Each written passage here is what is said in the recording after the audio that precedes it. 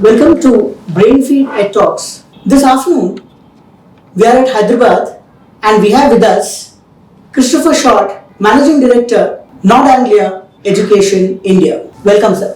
Thank you. It's great to be here. Sir, to begin with, I understand that you are a great avid fan of scuba diving to start with, and you are now in a landlocked city.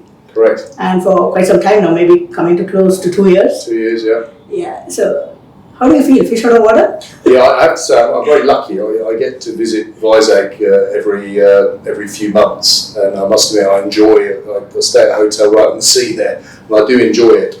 Diving is my main passion away from work. I haven't done it since before COVID, so it is something I need to get back into. And I haven't really got an excuse because I've got the Andaman Islands around here, I've got Sri Lanka, I've got the Maldives, Don't forget the Lakshadweep. Yes, correct. So I've got sort of options, but 2 years in, and time to explore now. Sir, now our viewers would like to really understand who is Christopher Short. If you can just take us through your journey in the last. I've worked in education all my career. I trained in the UK. I'm originally from the UK. Went to school in the UK, but I grew up overseas. Various countries around the world, and so I always wanted to use teaching and working within education as an opportunity to live in different countries, and I've been fortunate to do that in 6 different countries and territories now as an adult. And so I've been teaching for 31 years, originally a chemistry and maths teacher, originally specialising in GCSE and A-level schools, very much British curriculum, but more recently involved in IB schools. Became a head of a school coming up for 20 years ago in Dubai, in the Middle East, and then I've gone on to run schools in Vietnam, Singapore, China, and then moved into this role here. Now you have been in Hyderabad for quite some time, and what is the major difference between some of the schools that you've worked in, especially in relation with the students and teachers in Hyderabad? Yeah, I think I'd also put parents into that mix. Yeah. There's obviously a lot of parallels between what students, parents and teachers are looking for, certainly across the last 3 countries that I've worked in terms of Vietnam, Singapore and China. What I find in India is that the parents want the same high quality outcomes, so they want excellent examination results, whether that's in the IB or CBSE, but they also realise that if their children are going to go on to some of these great universities, whether in India or around the world, they also need the other skills. So they realise that they need those other, what we used to call 20th century skills, but I think we've stopped, given we're now 25% through the 20th century. 21st century. They realise they need those wider attributes, so whether that's interpersonal skills, whether that's resilience, whether that's ability to sort of balance their lives in terms of, feeding themselves, making sure they're exercise, making sure that they, have the right sort of mental health support. So that I found really refreshing here in India, because that's not been a sell, that's something that's really important to me. Something I see in my own 2 children. They've got that mixture of academic outcomes, but they've gone on and they're both working now in the UK and are succeeding because of the academic outcomes, but also because of the other skills that they have. So in this context, people always compare when you talk about the IGCSE and the IB, most experts talk about the CAS program, which is so is that a differentiator? I think so. I mean, good schools have always had what the IB schools call a CAS program. They've always had an additional element. When I was at school doing A-levels in the 1980s, we still had to do a service element. We still had to do a certain amount of activity through the week, and we certainly did. We had to do the creative side of things as well. I famously made a cake once in the cooking lessons that I had to do, which for some reason I remember 35 years on. But I think what the IB's done very well at is making sure that the importance of that is recognised. It's part of the IB diploma. You have to do it. You have to do well in it to get the scores in it to add to the diploma. And I think so. That's what the IB have done well. They've codified something that good schools have been doing for hundreds of years. And when it comes to, again, to the parents and students in Hyderabad especially, and very aspiring new group of new generation of students coming in, there's also criticism that usually people get into an IB just to get good, it's like a stepping stone for good foreign education. Is it wrong to only, confine it to this particular thought? Yeah, I think so. I think the IB is, as we've just talked about, it's a very broad course. It requires, it's got high academic rigour. There's no doubt about it, and it's got a breadth that is very useful in terms of ensuring that students carry on with mathematics, ensuring they carry on with multiple languages, which is obviously very important here in India. But it also adds on those other skills that are needed. So I think it is well regarded, and it is a stepping stone to good universities, because the universities realise that a good IB score shows that somebody's got the academic promise to excel at their school, but they also have those wider skills. So they're going to come and they're going to thrive. Universities don't want to accept students just because they got the grades to get in and then they drop out after 6 months. And there are statistics from other countries. I don't know the statistics here in India, but there are statistics in other countries of that happening in quite large numbers. So, I think that the fact that the students doing the IB can demonstrate that they have that balance to their life, they can transport themselves from here in Hyderabad across to Boston or to, Connecticut or wherever it might be, Oxford, and they can cope with that change and they can thrive, because that's what universities and then ultimately employers are looking for. So I think you're talking about this leadership qualities and critical skills. Yeah. So some examples? Yeah, so I think at a very basic level. So again, I use my daughter as an example. She's a little bit. She knows I use her as examples in things like this. But she did the IB. She went back to the UK. The IB is actually not particularly common in the UK, so she was one of the very few students doing it. Most of her friends were A-level students, and she found that she could manage her time very well because she was used to doing that through her 2 years of doing the diploma program. She was used to writing an essay because the extended essay program had really taught her those skills. But she then also knew she had to join a local sports team because she had to carry on that aspect of her life so that she had that sort of healthy balance.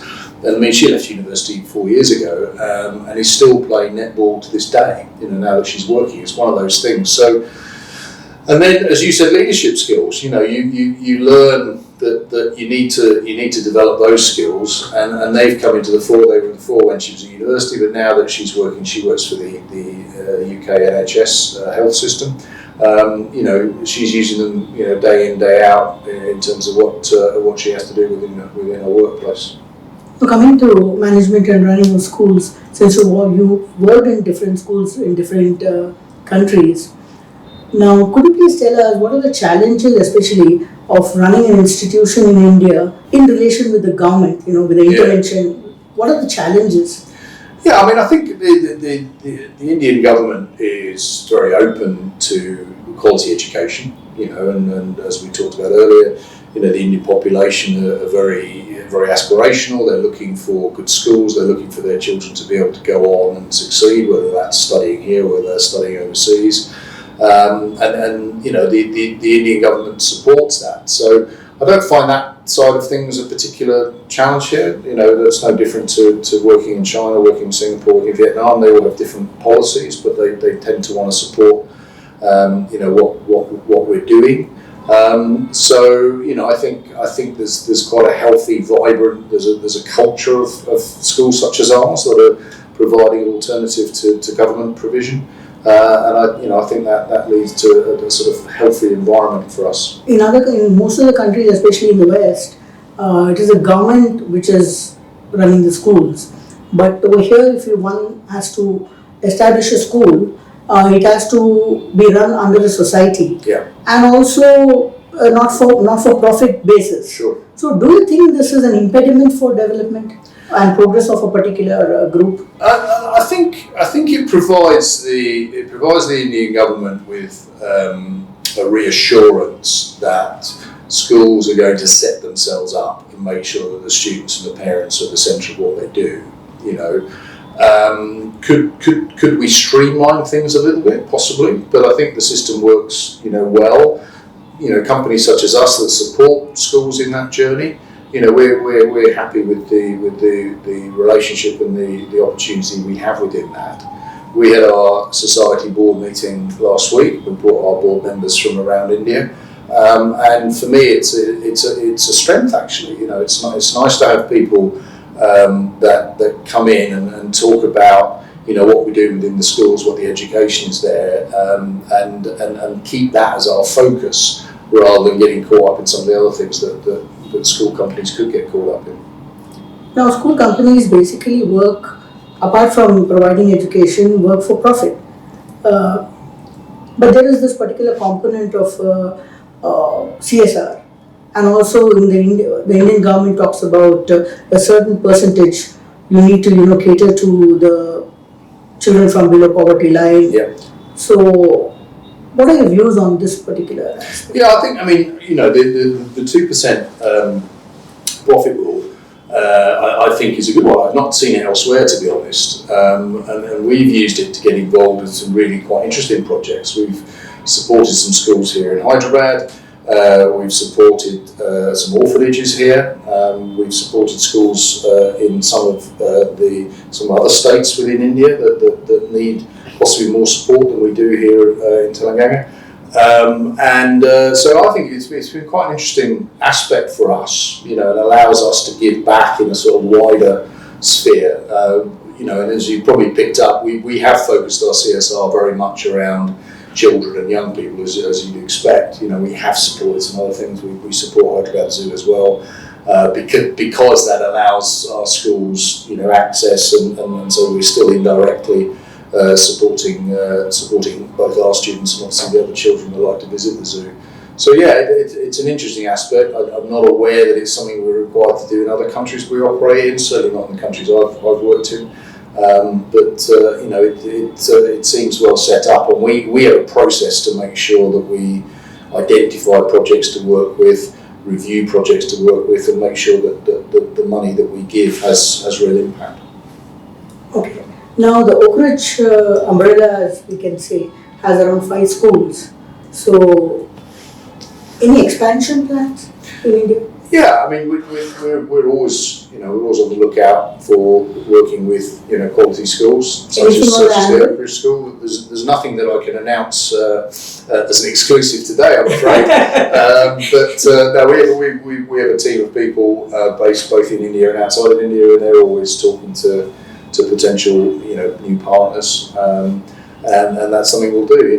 We're concentrating very much in the south at the moment, with the exception of our school in Mohali. There are obviously a few cities where we're reasonably obvious not in yet, but that's something that we have a look at. In which region? I'm just talking about some of the large cities that we aren't in, yet. Metros. Some of the big metros, yeah. So, I think we want to make sure the expansion of the services that we provide in India is of use to the schools that we partner with, and obviously use to the wider ecosystem that we then create in India. It works well within the 5 schools that we support already. Our school in Mohali is just going into the IB. They get their first set of results this week, which we're looking forward to because they're looking very encouraging. And our school here in Gachibowli, which has been going for over 25 years, it's been really nice that they've been able to support in that process. We also partner with other North Anglia schools in the Middle East and Southeast Asia especially, and again another great source of support. So for example, our school in Vizag has a boarding element, and we have a school in Thailand with a boarding element, and so they are supporting each other, and we're just setting up exchanges between them so that we can share expertise and share good practice. So it's quite exciting place to be. We take a group of teachers to our annual conference every year. We went to Hanoi this year in March. I think we introduced 40 of our Indian colleagues to Vietnamese food and sadly some rather miserable weather, which is unusual in Vietnam, but it happened to be that weekend.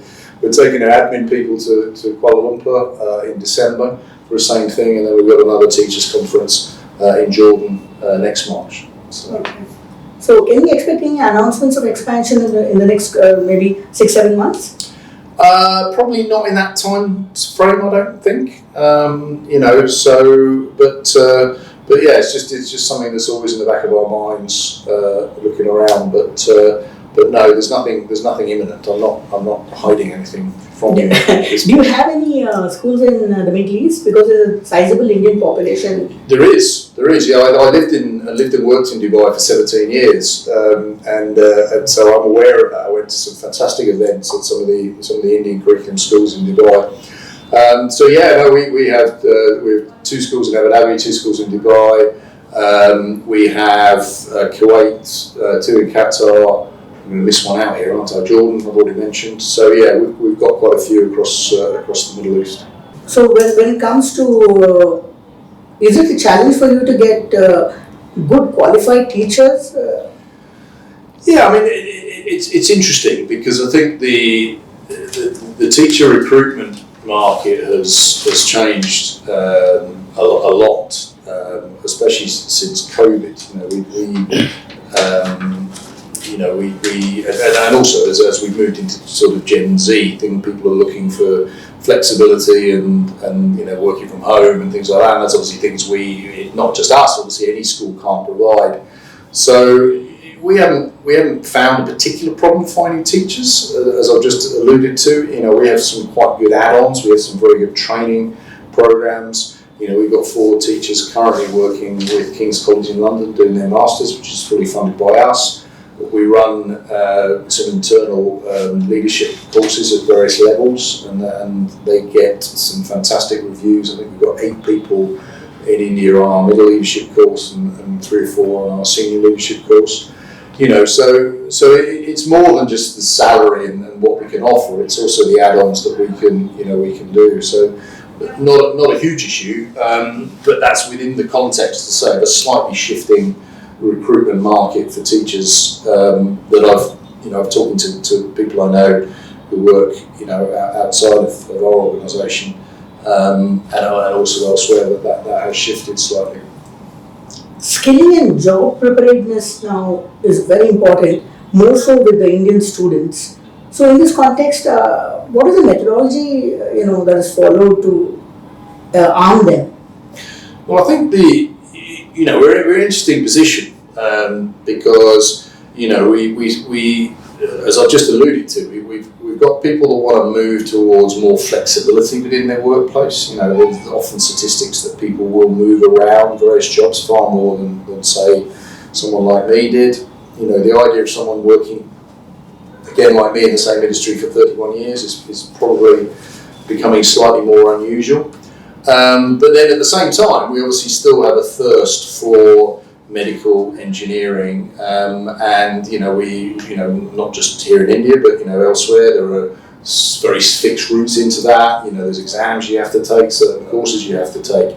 So it's just sort of for me, it comes back to what I was saying earlier about the IB. It's just about balancing those two. It's about making sure you get the qualifications for students, so that if they want to go down that route and take whatever additional exams they've got to take, then they can do all that.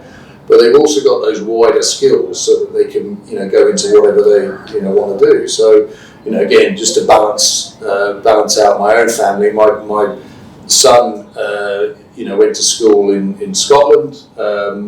His specialisation was geography. And now he's a recruiter in the financial industry, and that's not borne out of the qualifications he got, it's borne out of the skills that he's developed as he's gone away. Will he be he's 21 years old, will he be in recruitment the rest of his life? I don't know, probably not, but he'll be in something that builds upon those skills and goes from there.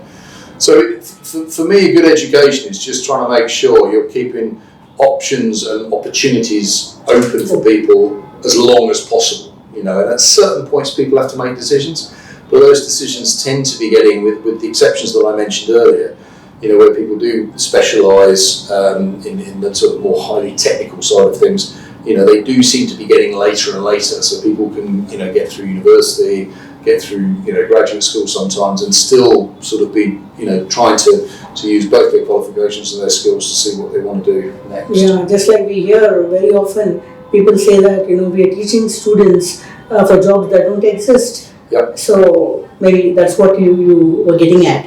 Yeah, and I think, I was speaking at our graduation in Bangalore in May, and, I was making the point that I left school in 1988 and I left university in 1993. And in fact, if you think back about what changed between 1988 and 1993, the Berlin Wall came down, various countries disappeared, etc. Yeah, exactly. Yeah, we've been in this state of change and state of flux, and I often use a friend of mine, Simon, as an example. So Simon is the same year as me at school. We're still in touch today. In fact, we were chatting this morning on WhatsApp. He became an intranet consultant, and the point of the story was that, again, as your point, when we left school, the intranet didn't exist. And of course, the point of the story now is intranet doesn't really exist anymore now. It's sort of gone full circle. So, because we've moved on in terms of cloud computing and all the rest of it. So, Simon is an example of someone who's had to reinvent himself several times. And he's now a data protection expert. So when India introduced its new data protection law last year, he was my go-to man to say, do you know anything about this law? So it's funny how these things develop. So yeah, the idea of training for something that doesn't exist yet, I don't think it's completely new, but it's definitely something now on the rise. We don't know how AI will come along. We know AI will come along. We don't know the full impact that will make on working life. At the moment, it seems to be at the sort of more mundane level. I'm sure AI people shouting at the screen now, because I'm sure it's more complicated than that. But that would, most people would say that. I was coming to that. So no two Simons can learn the same way. No. So your website. I was reading your website and it says that no two kids learn a similar manner. No. And that's a very huge challenge for teachers, because in a class of 29 to 30, yeah, and if we go by this particular data that no two students learn the similar way, yeah, then it's a huge challenge for teachers. It is. And it is. How do you? Our compliance officer and EDI champion has just come back from our global EDI meeting in Tanzania. And we're very lucky we've got an expedition centre there, and so one or two people came from all 80 plus schools in North Anglia and had a set of meetings last week, and they were also doing some community service, and they went to a school and one of our colleagues in Bangkok made this exact point that each child learns differently. And one of the teachers they were working with, one of the local teachers in Tanzania, said, "I've got 80 in my class. How do I cope with that?" And so, from what I was hearing was that the person who said it, sort of said, "Well, yeah, 80 is obviously a challenge, but I think for me, it's one of the advantages of why we try to keep class sizes to something that's sort of reasonable, as you say, under 30. But B, it's really about the approach, and it's about the methodology, and it's about the sort of thinking, really. That you set up an activity, you set up a learning opportunity, but you realise that there are people within your group that are going to access that in different ways, and you're ready to try and support that. And I think that is possible. I think that mentality or that methodology, it just helps so much, because you're expecting different outcomes. Maybe not different outcomes, you're expecting different approaches into it. Whereas if you go in thinking all 30 children in front of you, or all 80 children in front of you are going to learn this way, simple maths is a fantastic example of this. That you tend to be taught one way, and sometimes by mistake you find out actually there's another way of doing this, and then you have a sort of light bulb moment and go, well, actually that works for me. I spend far too long on Twitter looking at various stories, and once I've got over my rage at the state of politics in certain countries of the world outside of India, buried amongst that is some fantastic education stuff, including a guy I follow who's a maths instructor somewhere in the States. And he's just got some amazing things. I say this as an ex-maths teacher. I sit and watch him go, oh, I can imagine so-and-so would love, that I taught in the past, I would love to do it this way. So yeah, you're right. There's a complexity to it, but teaching is a complex profession. But for me, it's just the way that if you go into that and set things up so you can try to be as flexible as possible, rather than just assuming everybody is going to react and get the same impetus from your lesson, then I think you can go a long way towards meeting that need of treating each child as an individual. Now, there's one very interesting question which I would like to ask. When it comes to ChatGPT, now there are a lot of schools in the US which have banned ChatGPT because many students, dish out and submit projects. Yeah. Totally in total. Yeah. How much of ChatGPT is good enough? I think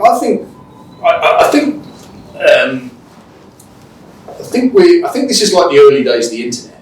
I think we're still feeling away a little bit from the regulatory and or the supervision point of view. That in the early days of the internet, you could probably fool people into thinking that you'd got this piece of information through your own, whatever work through books or whatever, and sort of not necessarily come clean that you've done a bit of a shortcut. There's no doubt, as I said earlier, that things like ChatGPT and other AI tools are going to become more, I'm going to use the word invasive deliberately, but they are going to become part of what we do every day. But at the moment, I think you can spot when somebody's clumsily using AI. I think I don't actually like reams of text on a screen. I find that quite difficult to read. And so I know that, when somebody has written me an email that should have been 3 lines long and it's now an essay, I know that... As Brian said, brevity is the soul of wit. Correct, yes.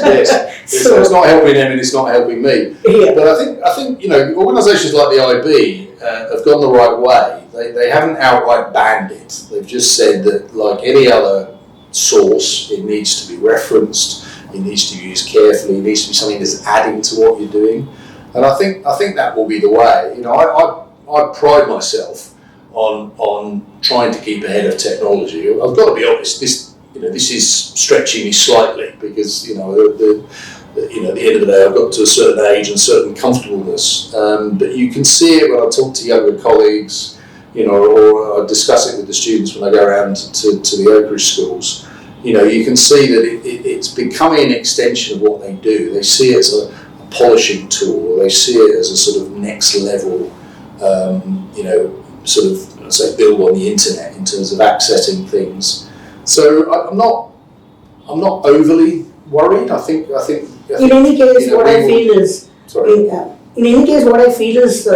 evaluator will be definitely know within seconds, if not more, to understand whether the work is original, and so that shouldn't be a problem. But I feel that ChatGPT is good enough in the sense that for a person who may not know the concept, at least he would understand the concept and then build on it. Yeah.